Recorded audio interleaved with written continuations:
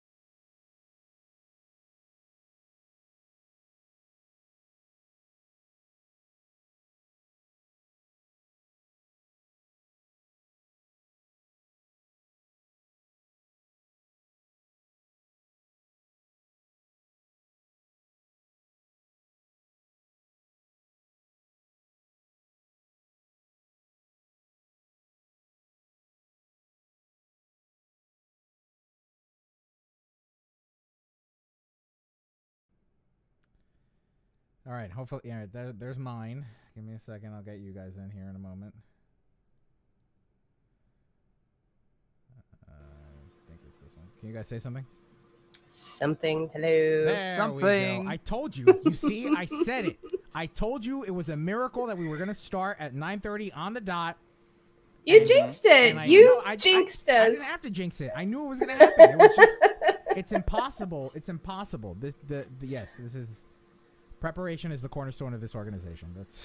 If that's the worst thing that happens today, then that's a great day. It is Come a great on. day. You're right. You are absolutely That's fine. Right. You are absolutely right. Hello, everybody, and welcome to the live broadcast recording of episode 512 of Priority 1, a Roddenberry Star Trek podcast. We took last week off. We didn't announce it. We just needed a mental and physical well-being week for all of us. So we took it off. It was a slow news week last week anyway. And so there wasn't much to cover. Everything's been quiet. So we figured, you know what? Let's take care of ourselves and take the week off. So we're back because there is some news this week. The dogs are excited. The cats are chattering. Yeah. And we're ready to jump into the headlines for this week's episode. Hopefully you guys didn't miss us too much. And thank you for your patience. Thank you for sticking with us. Thanks for keeping us on your podcast feeds. And as we are live now, don't forget to hit that like and share button, particularly the share button. I already saw Jamal shared it. Thank you, Jamal, on Facebook. Rafa? Oops, sorry. So if you can, be sure. No, to they're hit not on Facebook. What was that? They're not on Facebook. The dogs are not. I don't think the dog's on Facebook. No, they don't have a Facebook account. If they did, though, they would share and like the show. If they did, they would share and like the They show. absolutely would. They absolutely would. So, how are you guys doing? Did you have a good week? Yes. Well, yes and no. Yes, I got new furniture. No, because of the tarantulas in my yard. That's right. Tarantulas exist in Cat's backyard. Yeah, So so that's don't go out there at night because you don't know what's out there. No, thank you. I am not interested. How about you, Roscoe? How's the spider situation down there? Fine, it's fine. There's no spiders here for the last time, okay? I'm fine with spiders now because Cat's got tarantulas. So whatever the spider situation is here doesn't matter because Cat's got tarantulas in her backyard. So yeah, but they're not that's absolutely deadly. fine. They're not deadly like the spiders there. So I guess there's that. They're just like 5 times bigger. Yeah. Okay. Yeah, that is one thing. What's that new shirt? I hear you ask. Why? Yes, I do. Hey, have that's new a shirt. Thank you snazzy so much. shirt you got there, Roscoe. Wow, look at that there. Wow. Yeah. So I, after Alex was guest hosting a couple of weeks ago, she was wearing a similar shirt, and she was kind enough to share the link. Checked it out, and I thought, you know what? I'm gonna treat myself, and thoroughly impressed. Excellent shirt, polyester. So no need for ironing. I'm all about that. And yeah, it's come up an absolute treat. So that has been a big boost to my week, is getting that in the mail, and it didn't take that long at all. So that was excellent. Nice. All right, I upped my levels a little bit, so let's see. Hopefully, it sounds okay. I watched In the Heights, and this podcast this episode of Priority One is going to be dedicated to nothing except In the Heights. We're going to be just talking about In the Heights. I'm kidding. Ah! Well, I need to watch it now. I'm like, I need to watch. I did the show. I did the show at a local community group back in 2016, and I played Jimmy Schmidt's the character, the father, Kevin Rosario. And I am not a fan of Lin-Manuel Miranda. I'm not. I just do not think that he's the second coming of musical Jesus. I just don't. I don't buy into it. I'm not a fan of Hamilton. And In the Heights, although I like it better than Hamilton, I still don't, I didn't get it. So I went into watching the movie with very low expectations, right? I had done the show. I didn't feel connected to the show, even though it's a show about a Latino community, not far from where I grew up, and not unlike where I grew up. And I started watching it, and I immediately got drawn in. And I'm thinking to myself, wow, holy crap. Lin-Manuel did it. He pulled it off. He made these subtle changes to the story.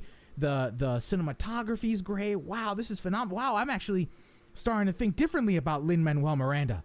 Wow, and I'm crying at one of the scenes. I'm like weeping, and I'm thinking, what the heck was that?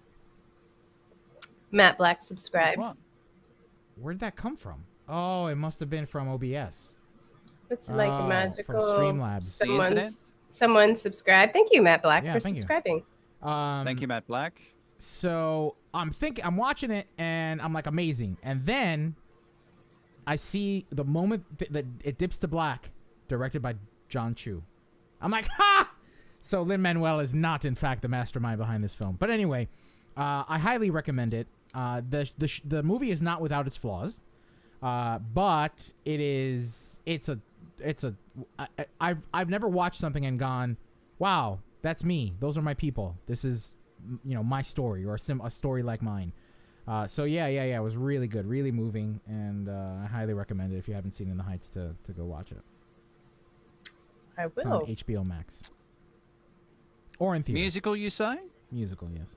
Which you do not like. And I'm out. Which you do not like. Now, if it's going to be your first No, not musical my cup of experience, tea. Roscoe, don't watch In the Heights. Hey, look, I went and saw Hamilton on Broadway. Oh, okay. So I have been to that because my wife loves Hamilton because she's a middle-aged woman. And Hey, I don't love Hamilton. I thought it was great, but I'm not like love it. But and this is happy wife, happy life, man. You've just got to. These are the things you got to do. So I have been to musicals, and it was good. Nice. But musicals not my cup of tea. All right, why don't we do a show, shall we? Sure. All right. Let's. Kat, do you mind taking the times? Sure.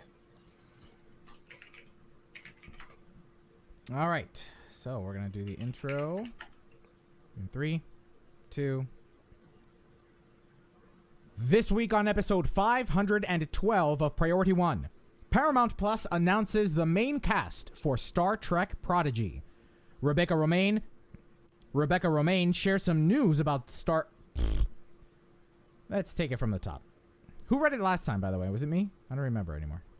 I thought I did. All right. I thought Kat did. Yes, I did, because I returned. This Also, week, thank you, Jamal Taylor. That was nice of you to say, but yeah. This week on episode 512 of Priority One, Paramount Plus announces the main cast for Star Trek Prodigy. Rebecca Romaine shares some news about Strange New Worlds. McMahon teases Lower Decks Season 2. Star Trek Online offered players a new promotional pack to purchase. And Fleet Command continues its next generation journey.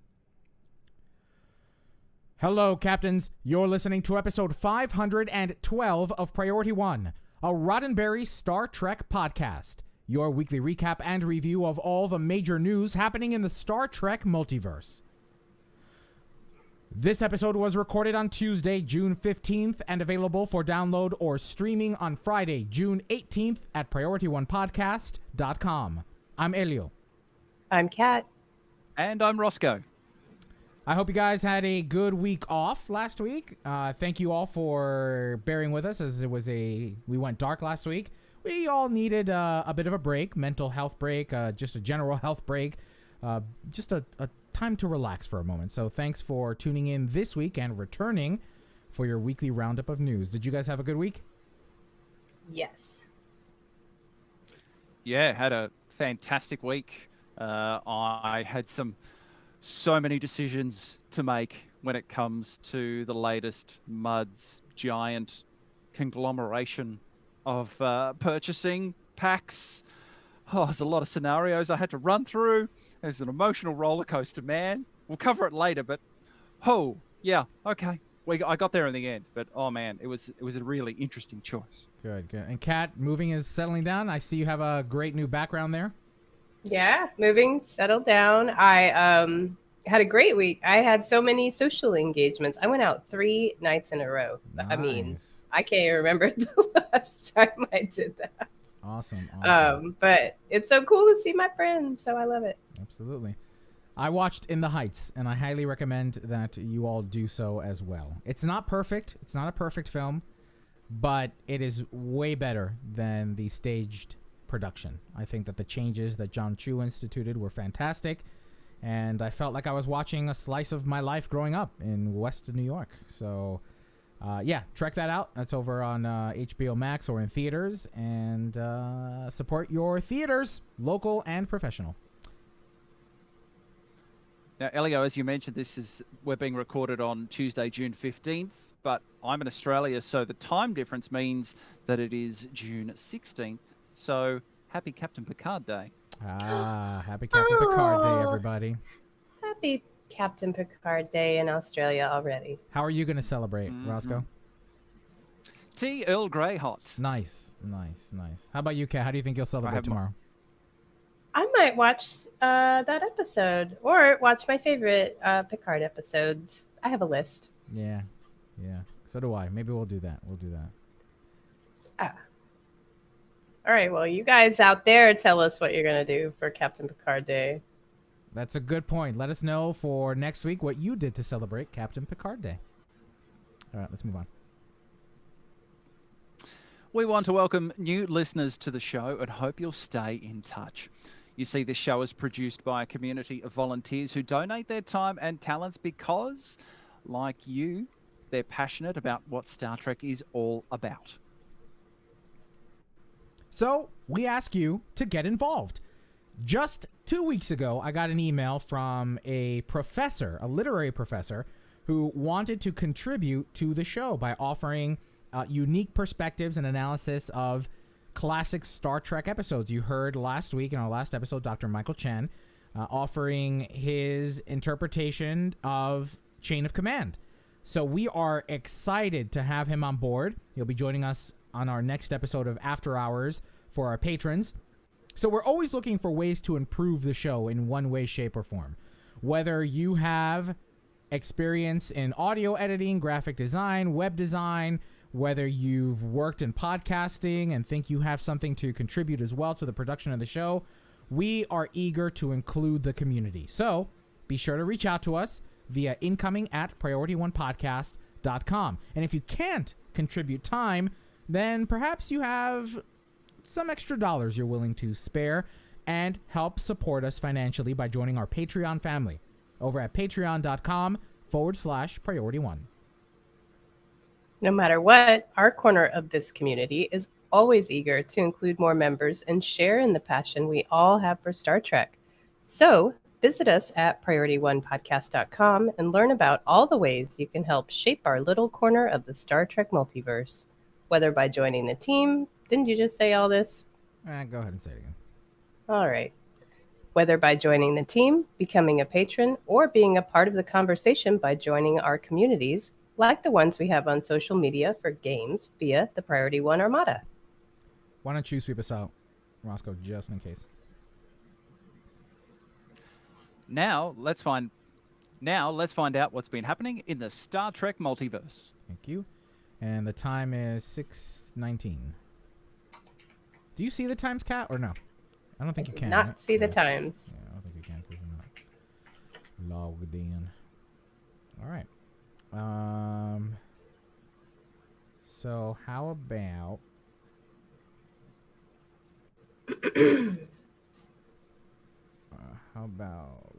Ross? Actually, Kat, why don't you read this? Okay, I can do that. I guess Roscoe can read that one. All right. Okay. So, truck it out at the 7-minute mark, please. Starting at 7 minutes. Truck it out at 3, 2. Viacom CBS continues to try and lure more subscribers by offering up new pricing tiers and teasing a slate of new content coming out over the summer. First up, let's talk about the new low-cost option for U.S. subscribers starting at $4.99. This essential plan is ad-supported, includes some sports and on-demand options. However, dogs, sorry. Do me a favor, take it from this essential. Hold on. This is, yeah. You ain't got no skills.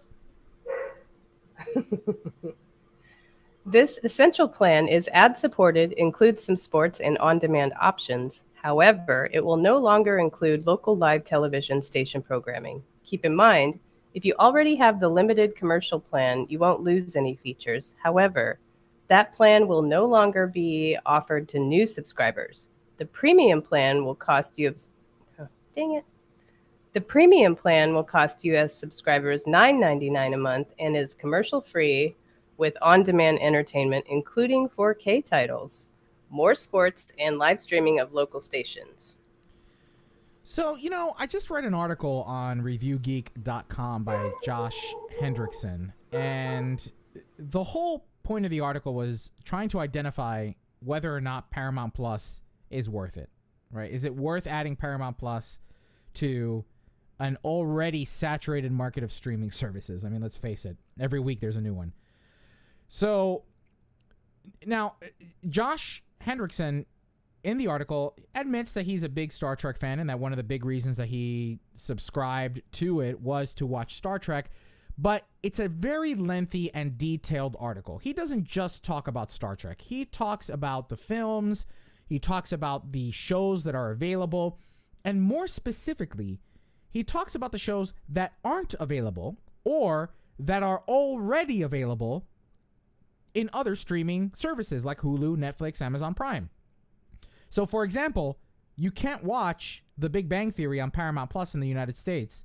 You have to watch it on HBO Max, right? You can watch Young Sheldon, but you can't watch The Big Bang Theory. That's, one example.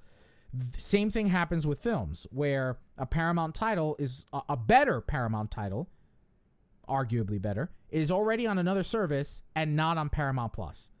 Or I would even go so far as to say presented better with better user interface and accessibility features than even Paramount Plus has to offer. So aside from Star Trek, which is always front and center, maybe not always, but a majority of the time, front and center in their marketing campaign for Paramount Plus, I gotta say it's hard to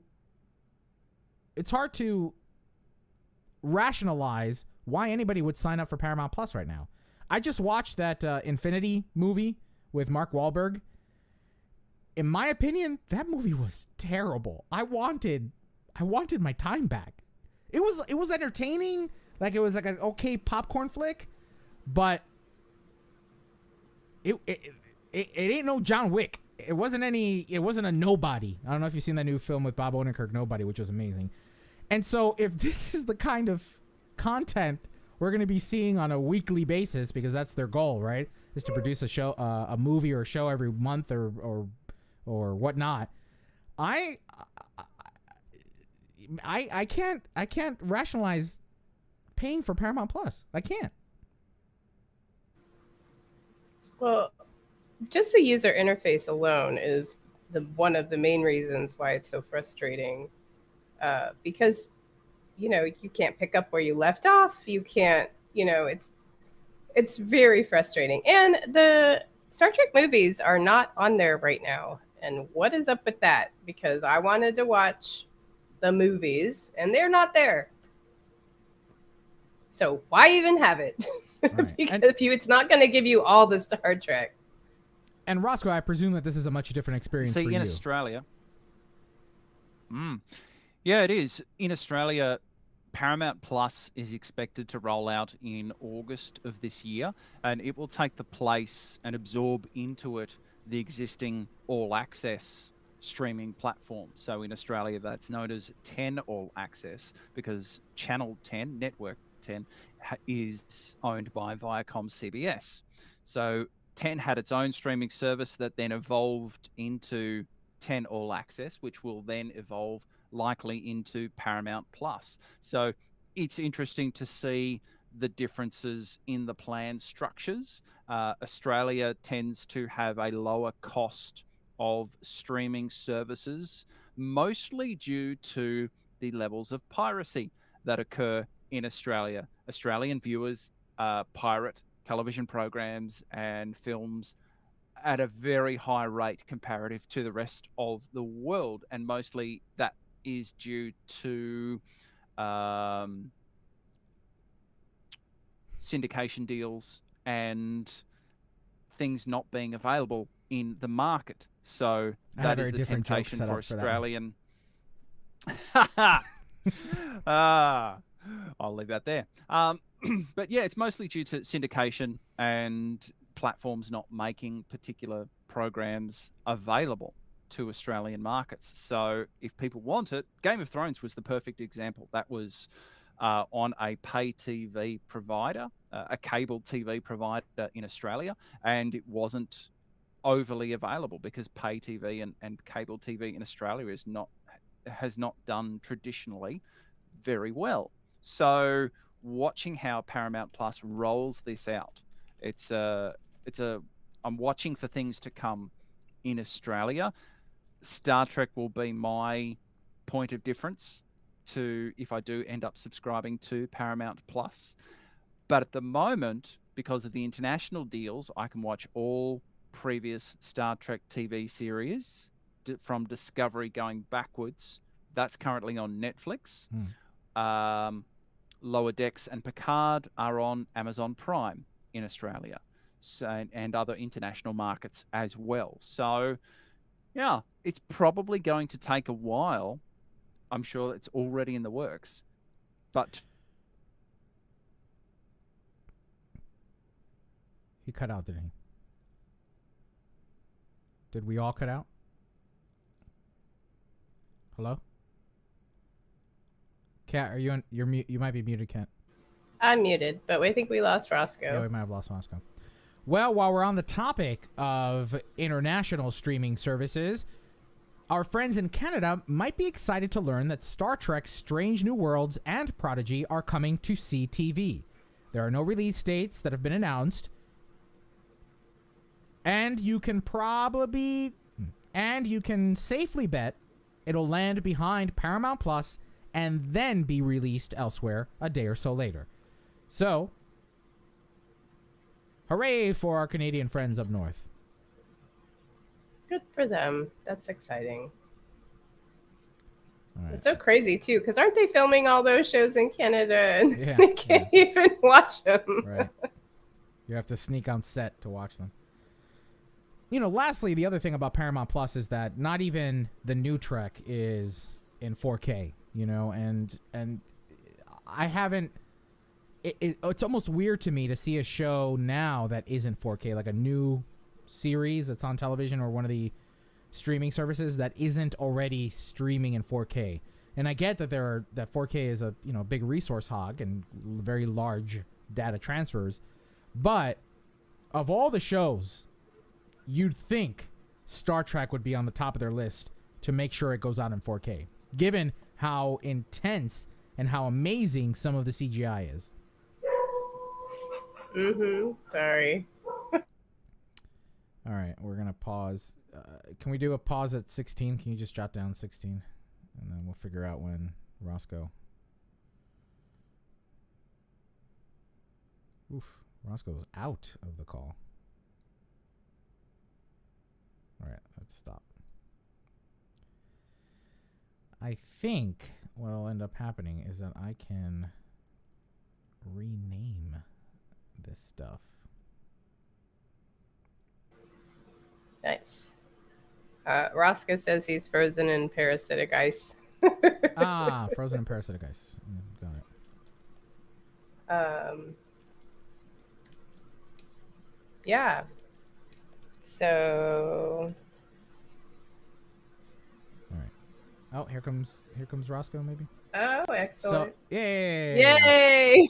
Hey, there we We're go. back. Sorry, the parasitic ice got me, and I was frozen. Got it. All right, let's. I think I hopefully it saved some of the final comments, but let's move on to the. They were insightful.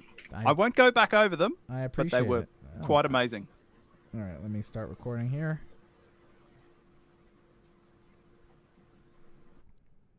3, 2, and then we're gonna pick up on this next. Okay. On Monday, June 14, Viacom CBS dropped the cast list for Star Trek Prodigy, the first animated show specifically geared towards children. No, the animated series wasn't written for kids. We've explored that in our Patreon exclusive podcast, After Hours. The six main voices joining Kate Mulgrew have been announced, including Jason Mantzoukas, who you might recognize from shows like Brooklyn Nine-Nine, The League, and as the voice of the foul-mouthed Rex Splode on the Amazon animated series Invincible. No, take it from and as the voice of the foul-mouthed Rex Splode on the Amazon animated series Invincible. Variety also shared the details about the characters, including some species names, character backgrounds, and some first-look images. So this looks fun. The animation looks to be very kind of high quality, nice detail. The lighting looked really good. the little backgrounds that we got on each character was nice and helpful. Interesting that there's a Tellarite involved, which is Jason Mancuso's character, which is Jason Manzuka's character. It's interesting that there's a Tellarite there, right? Because they're in the Delta Quadrant. Delta Quadrant, right? Delta Quadrant. So, if there's one thing that 10 years of podcasting has finally taught me, is to just keep my damn mouth shut until I actually see it, and then even then, I'm just gonna keep my mouth shut because, what can we gain from this? I mean, seriously though, what can we gain from these images? Some of these actors are a little more established than others, but even then, that doesn't dictate, what their performances are going to be like in an animated setting. We have the general broad strokes of what this first episode is going to be about and how Catherine Janeway is going to be involved, or a hologram, a facsimile of her. So yeah, I mean, the animation looks nice. The art looks nice and detailed and kind of beautiful. The lighting and colors. Hopefully it'll do something well in teaching kids the foundational theories and philosophies that Gene Roddenberry was trying to instill. Looking at the voice cast. Yeah. Looking at the voice cast, I'm excited to see D. Bradley Baker included, because after watching a few episodes of Star Wars The Bad Batch, that man is a treasure and an amazing voice artist, because he is vocalizing and performing 5 different characters, and they are the main characters. Is he the voice for all the Bad Batch guys? I wondered who that was, because he's fantastic. He's the voice of the Clone Troopers and has been through the Clone Wars, the whole way through Star Wars Rebels, the works. So he is a treasure and absolutely amazing. But they will hit the jackpot if over the course of the first season they include people like Tara Strong, Maurice LaMarche, Billy West. Then I know the voiceover pedigree is up there. Rob Paulson, he's another one of my favorites. I love voiceover artists. It's something that I've always wanted to aspire to do, but never quite could get there. And so I'm in awe of these people and their wonderful talents. It's amazing. So yeah, D. Bradley Baker, cannot wait to see what he can do. Nice. Well, we asked you, our listeners, what your thoughts were on social media when the announcement was made. And we heard back from Twitter listener Captain BG2301, who says, I'm extremely excited to see what D. Bradley Baker does with his character. He is very talented. So, Roscoe, it appears that Captain BG agrees with you. Wonderful. All right, we can move on to the next one. Am I reading this? Actually, no, I'll read it because I haven't read one. Oops. In a recent interview with Looper.com, Rebecca Romaine confirms that... Let me make this text a little bigger for my 36-year-old eyes. In a recent interview with Looper.com, Rebecca Romaine confirms what we have long suspected regarding the format and episodic nature of Strange New Worlds. She said, quote, "It's keeping with the original series. They're standalone episodes. It's a little bit lighter. We are visiting planets, we are visiting colonies, and we are so proud of our work so far." End quote. The show will cover 10 years of missions on the Enterprise with Captain Pike before Kirk takes the helm. Romaine plays First Officer Number 1, originally played by Majel Barrett. Now, no release date has yet been announced for Strange New Worlds, other than its no release dates have yet been announced for Strange New Worlds, other than it's expected sometime in 2022. But it appears that filming may be coming to a close. Romaine told Looper she was able to catch a break in filming episodes 7 of 10. The seventh of 10 episodes. Romaine told Looper she was able to catch a break in filming episodes. Yeah, filming episode number 7 of the 10 episode series. Right. I'm like, Romaine told Looper she was able to catch a break in filming the 7th episode out of the 10 for Strange New Worlds in order to promote her new film, the safari thriller Endangered Species. Safari thriller. That must be some new genre film. It's where the lions get you. Oh, like that Michael Douglas And the hyenas. movie. And the tarantulas. They get you too. So that's a whole other movie. Well, bringing it back to Star Trek, what I found interesting was it'll follow the 10-year missions of. Me too. That's why I put that. I was like, 10 years? I thought it was a 5-year mission. But what 10 seasons in a movie. Yeah, 10 seasons in a movie. You see, now I'm a little scared, right? If they are doing only 10 episodes, does that mean that every episode is a different year? Or because I can't imagine that they're going to be like, all right, we're going to do 10 seasons of this, 100 episodes, 100 years, Morty, 100 years, 100 episodes of Strange New Worlds, 100 aliens and colonies, and 100 times. I can't imagine. Yeah. I can't imagine. Well, I didn't realize that Pike was captain of the Enterprise for 10 years before Kirk took over. So that's new. I thought that was just like a 5-year thing, but. Well, that's 2 5-year missions. I mean, they probably have to do it like that because we know what happens to Pike, right? Which is not the most uplifting story ever. Yeah, I don't. I just don't. I hope that it's not going to be a 1 episode 1 year equals 1 year. You know, like that each episode is a year apart in the timeline. I don't know. I don't think they would sell themselves short. They would want to leave enough room so that if and when this show is a hit, it's going to be a hit. They've got the room to expand the story as much as they would like, but they're also limiting it to say, we've got 10 years to work with here. We need to set up and figure out how Spock becomes the man that he does, and also how we have the Christopher Pike Medal of Honor named after the good captain. So he's often given as an example of what Starfleet is all about. He is the gold standard. So let's play with that, and let's take 10 years to draw that out. I'm good with that. That is fine. 100 more years. That's great. All right, Kat, why don't you take this next story? Okay. It's the question that can foster debate, cause rifts in friendships, or spark outrage on social media. What's your favorite episode of Star Trek? Mike McMahon, the creator of Lower Decks, was asked exactly this by the folks at IGN. And thanks to his breadth of knowledge, he had an answer for each series while also throwing out some teasers for Lower Decks Season 2.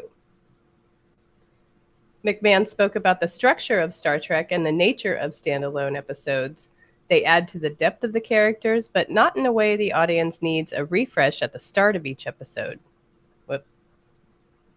They add to the depth of the characters, but not in a way that the audience needs a refresh at the start of each new episode.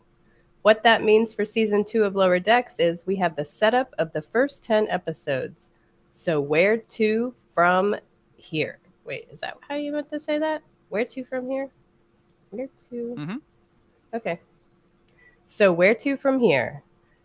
Quote, these last 3 episodes created this crescendo of, look, this is what the show is. Let's go. And we keep that up. How does Mariner feel about Boimler taking off? How is Boimler doing on the Titan? So we're still doing standalone, still episodes that feel episodic, but the characters don't forget. We haven't forgotten what we've said in Season 1. End quote. And for the full list of McMahon's favorite episodes, check out our show notes.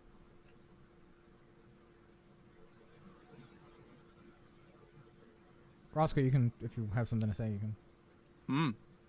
Mike is out on the promo trail because he's selling Season 1 on DVD, and that's what he's out promoting at the moment. I like the fact that they're continuing to be standalone episodes and building up to the crescendo of season 1, where it all came through in that finale, which is excellent. I just enjoyed that so much. And after the build-up of building up these characters, I can't wait for season 2. But he's still very good at not giving away any details whatsoever. So it's like he served himself an NDA just to go, hey, dude, don't say anything, but say something, but don't say anything. And that's unfortunately what we're getting at the moment when we're all hungry for detail about season 2 of Lower Decks and when we can expect it too. There's not a lot of details there. So I just keep crossing my fingers and want to see more of the Titan on screen because I love that ship. It's wonderful. What do you think, Kat? Oh man, he's got this formula for Lower Decks down so well. I mean, I love the B C plot, formula that he's doing, with the Lower Deckers, and yeah, I'm so excited for the next season. Well, that leads us to our first community question this week. What are the bills you'd want to see paid in Lower Decks and Picard for Season 2? Let us know. And by bills, we mean questions answered, situations remedied. Let us know in the comments section for this episode at PriorityOnePodcast.com or by replying to our community question post in our social media channels like Facebook, Twitter, and Instagram. Kat, why don't you just take that first part? Now here's a few headlines that we didn't discuss but might interest you. Links, of course, will be in our show notes. GoldDerbies.com Rob Lesuria sat down with Star Trek Discovery's visual effects supervisor Jason Zimmerman to discuss the process behind building a new universe in the Star Trek multiverse, specifically after jumping into the future in Discovery Season 3. The Curia also chatted with Glenn Hetrick about Season 3 of Star Trek Discovery on June 9th. Roscoe, why don't you take the second one? In a recent episode of the official Star Trek podcast, The Pod Directive, Tawny and Paul chat with Alex Kurtzman to discuss the importance of Trek, the production process, and storytelling in the Star Trek universe, and how desperate he is to produce a musical story. We'll be deconstructing the interview in our Patreon exclusive show After Hours this week. You better believe we are, because he said a lot of things that really ground my gears. Oh, he did. Well, I was going to say, you didn't appreciate his homage to Once More with Feeling about the musical episode? Sure. Go ahead and name drop a bunch of geeky things that everybody loves. That doesn't mean he's going to do it right if he did, or if he tried to do it. Just because he knows these things doesn't necessarily give him street cred as a creator, right? So that's that.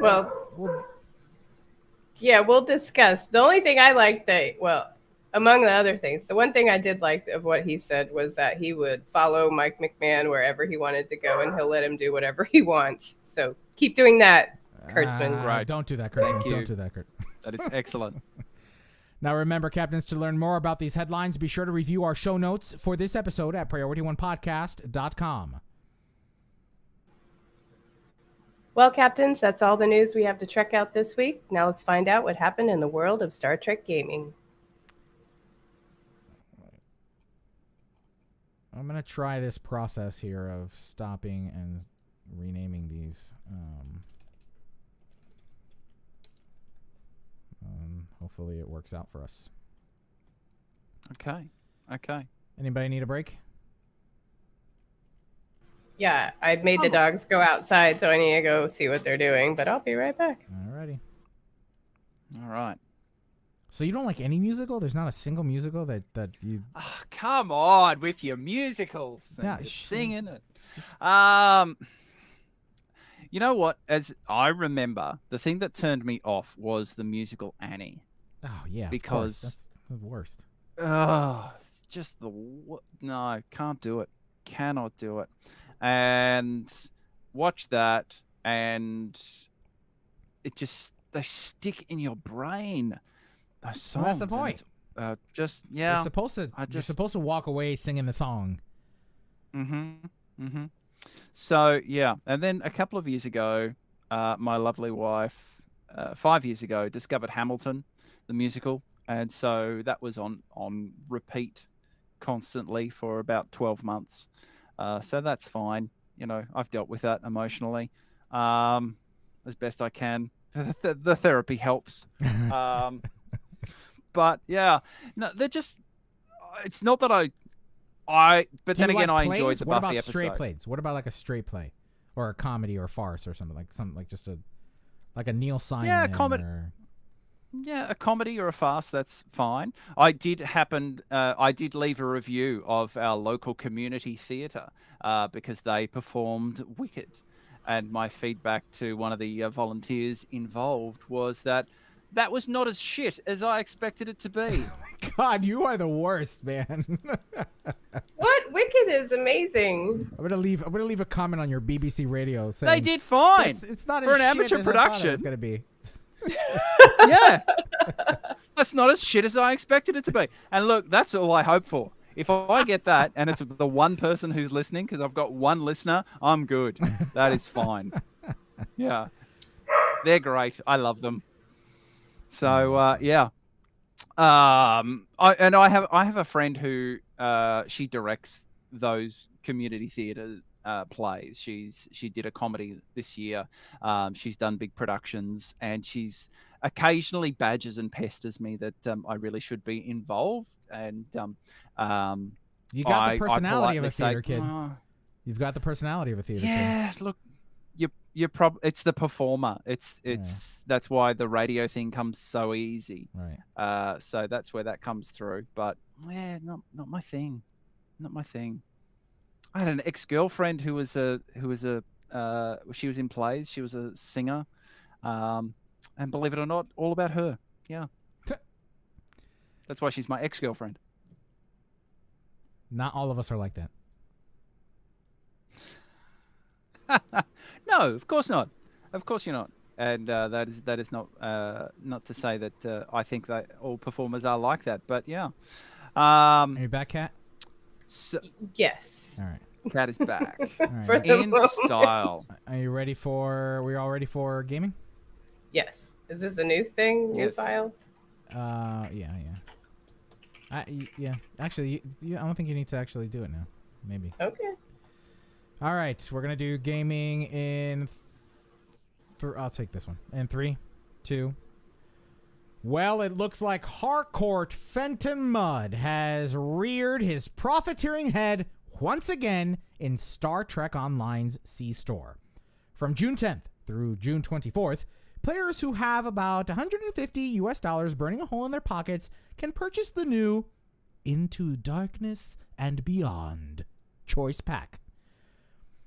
Like previous Mudd's Choice Packs, you can choose 3 out of 8 options. Options that include ships, upgrade tokens, C-Store coupons, or master keys. But if you wanted to buy them all, well, Cryptic has added another purchase option. The Mega Into Darkness and Beyond Bundle. That's right. Bundle. Well, that's what I was thinking. We're going to add the echo later. That's right. For an eye-watering regular price of $600 US, you can purchase the one... That's right. For the eye-watering regular price of $600, you can purchase every one of the 8 choices offered. But act fast. It's only $300 or 50% off until June 24th. Individual choices may vary. Each person's credit situation is unique. And here we go. Let me zoom into this text. Individual choices may vary. Each person's credit situation is unique, and Priority One Podcast makes no guarantee of happiness or guilt-free enjoyment. Possible side effects include DPS obsession, space Barbie, lens flare, and negative bank balances. Talk to your bank teller or credit loan officer if you think Mudd's Market may be right for you. All right. Another way to spend money in Star Trek Online. Now, Roscoe, you purchased this bundle pack, correct? And I have one question for you. What did you find of value, and what was worth $150 for you? Okay. So I had sitting in my Zen store balance around 4,000 Zen, just a little bit less. So with cashing in some dilithium on the exchange and also charging up with a bonus, I got to what I needed to buy the... Oh, no, not again. Oh no. We lost Roscoe again. Not again. Well, I bought the bundle too. All right, hold on. I got to figure out if... All right. Let's start with you, Kat. So, Kat, you bought the bundle, right? So what was it about? First off, what 3 options did you choose out of the 8? And why did you make that choice? Okay, well, I definitely did not need extra bits. So the mega bundle was not an option for me. But I chose the regular bundle. The options I picked were pretty much all Klingon. I got the D4X. I got the D7. Also, I got the Jellyfish, which is an account unlock, the Vulcan Scout vessel. I did not get the Vengeance because that is in the Lobby store, and I feel like that's more accessible, normally, as opposed to the, promotion bundles. So, yeah, that's what I got. I felt like it was worth it because I got a D4X for my account. The dogs are barking. I know. I'm going to have to go let him outside. That's what I got. Yeah, I have no interest in any of this at all whatsoever. I'm kind of done with Star Trek Online, at least until new content's out. So I have a hard time, finding any value in any of this. Now here's the thing, right? Is that some of these ships are available elsewhere, right? Some of these ships are available in the Lobby store. Some of them are available in the CE store, whatever. Various ways of getting them. I mean, promo ship bundles and lockbox ships, yes. That's how you get most of them, except for the Vengeance, the Kelvin Intel Dreadnought, which is in the Lobby store. So the Vengeance is in the Lobby store. What else is not available for purchase, like in the exchange or through one of the stores in the game? Well, you actually could get all of these ships via the exchange if you wanted it, but you wouldn't get the account unlock. Okay, but the one ship in this account unlock is the Jellyfish, no? The scout vessel? Or are they all end up being account unlock? Sorry. Jesus. They're all account unlock. Oh my god. Sorry, let me go yell at him. All right. They're all account unlock, including the Jellyfish, if you bought the bundle. All right. So the other thing to consider is that they offer some of these other items like 9 tier 6 upgrades, C-store coupons, an epic Phoenix prize token for the Phoenix items in that little sub-store. You can also opt to getting 50 master keys. So I guess what I'm trying to figure out is any combination of these worth it for 150 as opposed to waiting for like a Zen sale or a Lobby store sale or finding it on the exchange? Well, that's the thing. Like, the extra things, I mean, if you add up the value of all of those extra things, it, value-wise for a pack, it may make sense for some people. But you can purchase all of those things, except for the epic Phoenix prize token. Right. But open enough Phoenix boxes, you may get one. So these are all available in other ways, though I think the benefit of the bundle is the account unlock for all those ships, that you wouldn't otherwise get. So if that's worth it for you, for me, having a D4X on my whole account is amazing. And that was worth the $150 for me. Right. But not the $300. I'm not paying full price. Right. Well, and that's at the introductory rate kind of thing. Right, exactly. So yeah, everything in there is available, other ways, but grouped all together. it is a value, I guess, if you wanted to buy all of that. But unless you really want, all of that stuff, I get why you wouldn't buy it. Right. Duncan, Idaho in the chat says it's absolutely worth it. A single big ship from the exchange as an account unlock is about $100. For 150, you can get 6 ships as account unlocks. And look, if you have a lot of accounts, if you have, more than 2 or 3, then sure, I could see this being a deal for you. But for me, that's not an incentive. I have pretty much one main Federation character and one main Klingon character, and most of the time I play on the Federation side. So yeah, this is not a bundle for me. This is not something that I'm gonna say, oh, you know what? Yes, I would like to give Cryptic $150 to then put into whatever development it would be coming down the pike for the game. But yeah. Oh yay, Roscoe's back. You made it.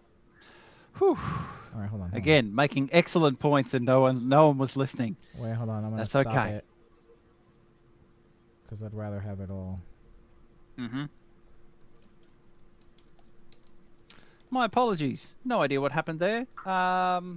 Internet being weird today. All right, so I'm gonna start recording.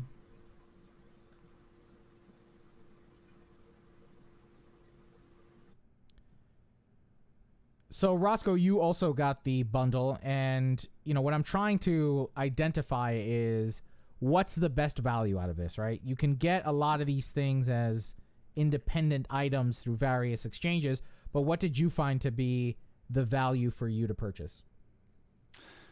Okay, so running through my selections, I chose the Kelvin Dreadnought, the Vengeance. I chose the Kelvin 2-pack with the Heavy Destroyer and the D7 Heavy Destroyer.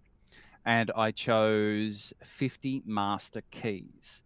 Now, for me, with some currency conversion rates, because 150 US dollars is equal to about 192 Australian dollars.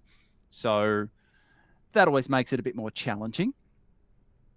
For me, it was the Intel Dreadnought is such a great ship for any of my characters where I'm chasing DPS.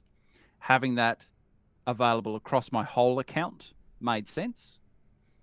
The D7 and the Kelvin Heavy Destroyer, having both of those available seemed like fun and I chose that instead of the first Kelvin pack because I already have the Legendary bundle.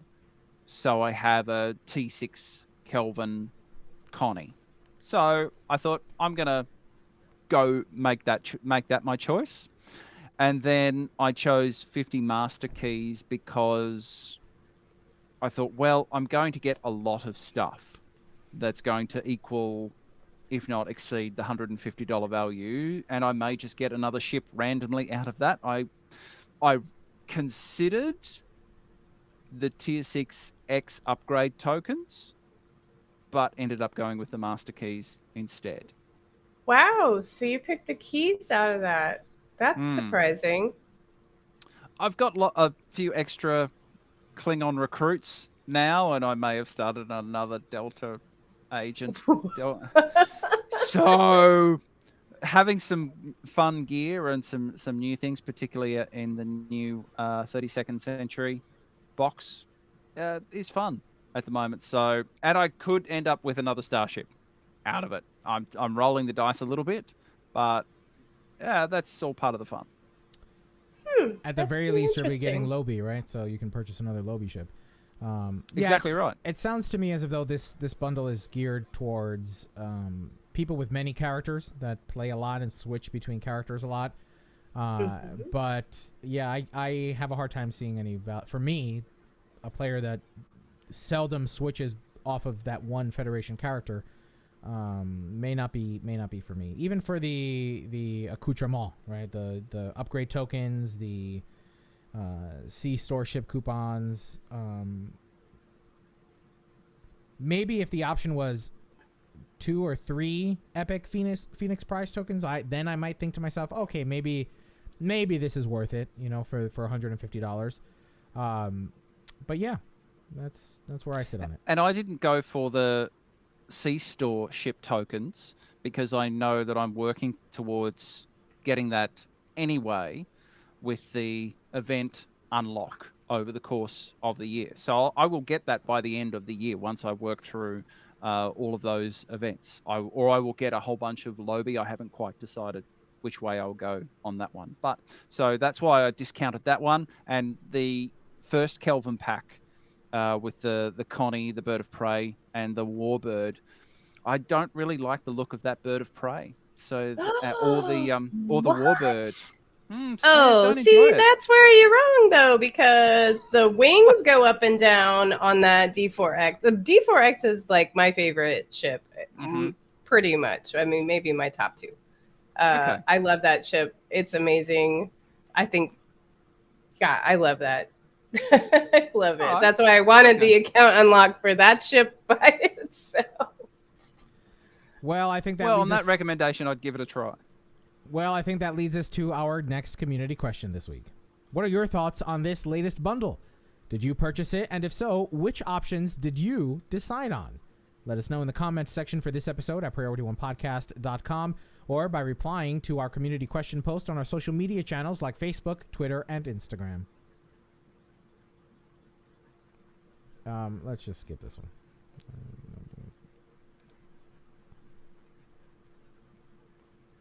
Oh yeah, this was more of like a roundup just to say they announced it today.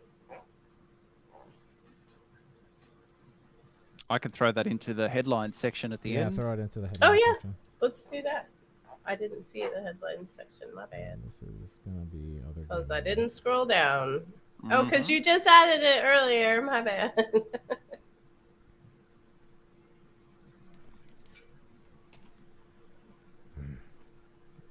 Doing this. Yeah, that's what I was talking about, Duncan, Idaho, but we're moving it to the headlines. Do you have any Armada news or no? I do. Okay. Well, Kat, do we have any news from the Armada?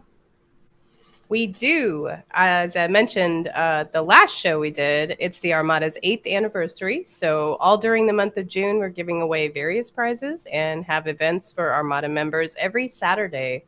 This Saturday is one of my favorite events, the costume contest. This year, prizes go out to the best 80s themed costume that you can come up with.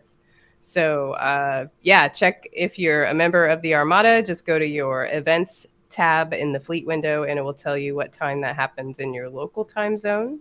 And also, I'm doing the live stream this Saturday and we have a new intro video, which you definitely should watch because it's amazing.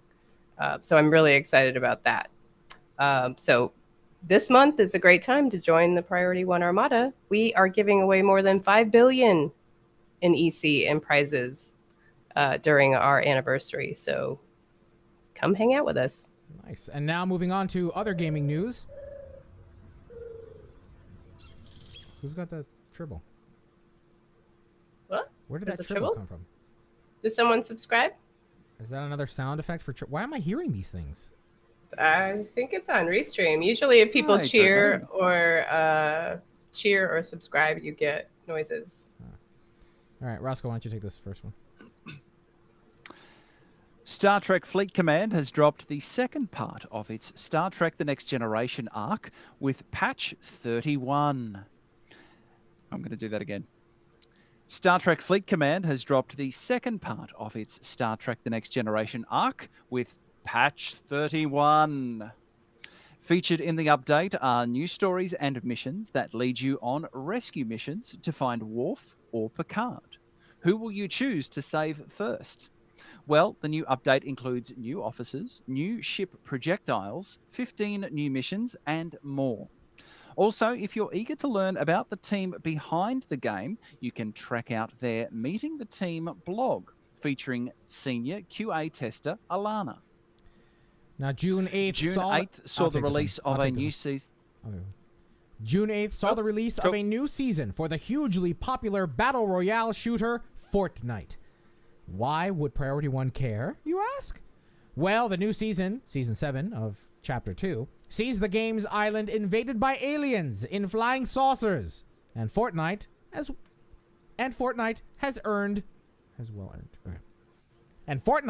well-earned reputation for pulling in characters from all over pop culture. For example, this season sees Rick Sanchez of Rick and Morty making an appearance alongside Superman. But the hot rumor in Trek circles is that Star Trek just might make an appearance on the island this season, which makes a great community question for our listeners this week. I don't know what that community question was. Thought it was what character you want to see in Fortnite. Oh, I see it here. So, I moved it, so then I didn't know where it went. Which makes a great community question for our listeners this week.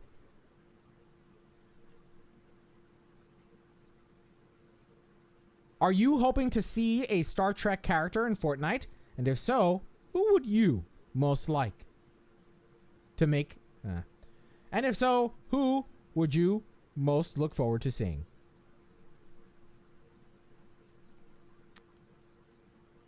Ooh, yeah, Duncan Idaho Guinan for sure. Although I don't play Fortnite. Roscoe, can you do now? Here are a few headlines. Now, here are a few gaming headlines that we didn't discuss, but might interest you. Links, of course, will be in our show notes. Cat.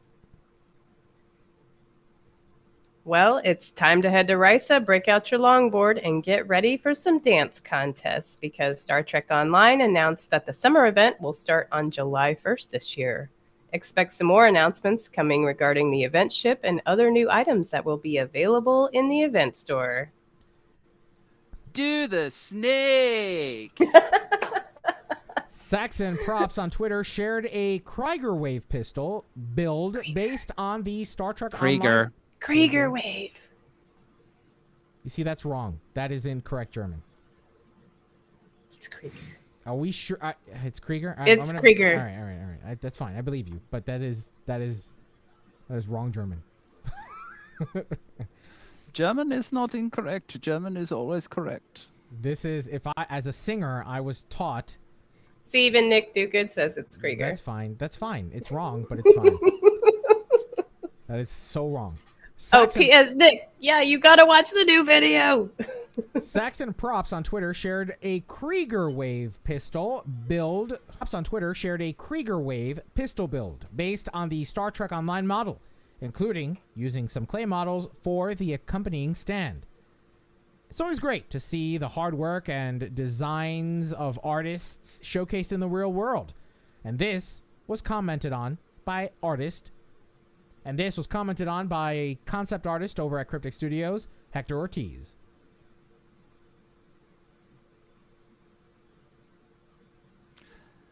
Big news for ship artists this week with the announcement of selectable backgrounds on the PC Ship Builder. It means now you can green screen your favorite starship for art-based adventures. Now remember, Captains, to learn more about these gaming headlines, be sure to review the show notes for this episode at PriorityOnePodcast.com. Oh, you know what, Cap? Can you read this, please? Which? Remember, the one you just read? Yeah. Oh, sorry. Okay.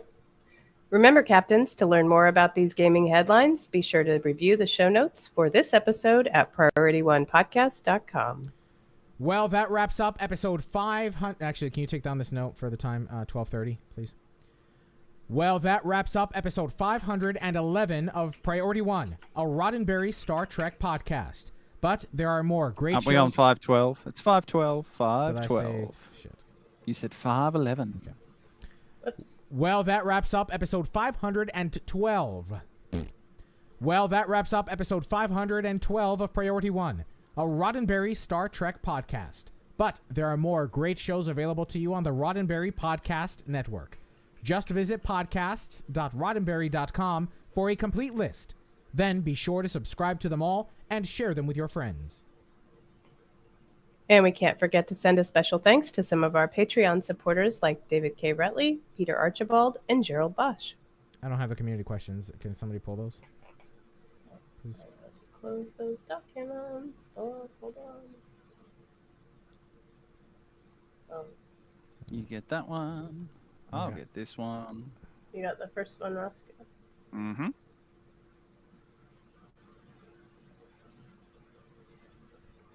Right, but if you look at the spelling of Blitzkrieg, the E is the second vowel, right? So in German IPA, in German diction, the rule is you follow the second vowel. So if the second vowel is I, then it would be Krieger. If the second vowel is E, then it would be Krieger. Oh, maybe it was misspelled in the script then. Oh, then, all right then. That might be it. It might have been spelled incorrectly in the script. And here a reminder of our community questions for this week. Actually, let's just take it from the top.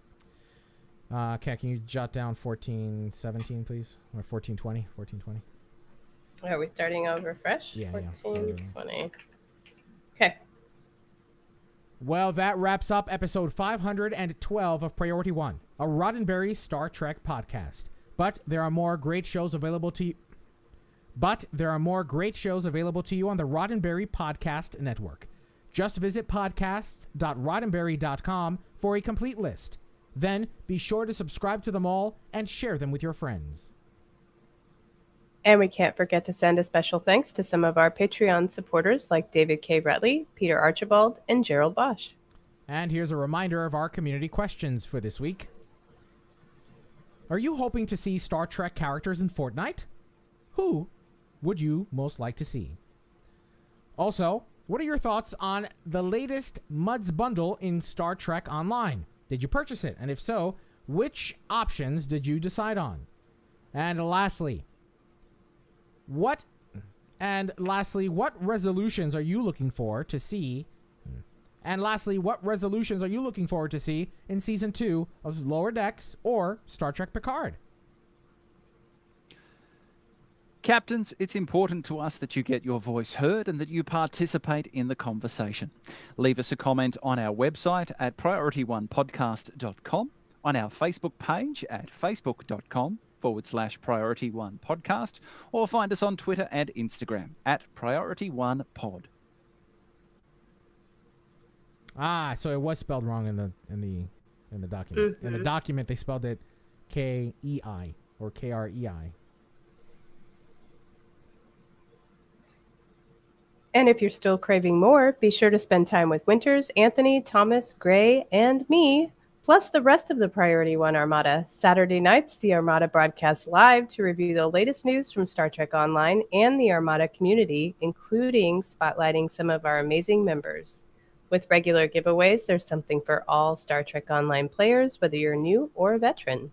Follow us on all our social media accounts for broadcast times, and if you'd like to join the Armada, visit PriorityOneArmada.com. This episode of Priority One is brought to you by our patrons through Patreon.com. During these difficult times, we are humbled by the continued support of our patrons who find value in the content we produce each and every week. To find out more and how you can support the show, visit Patreon.com/Priority One. And don't forget to tune in to Priority One Productions' Guard Frequency podcast at guardfrequency.com.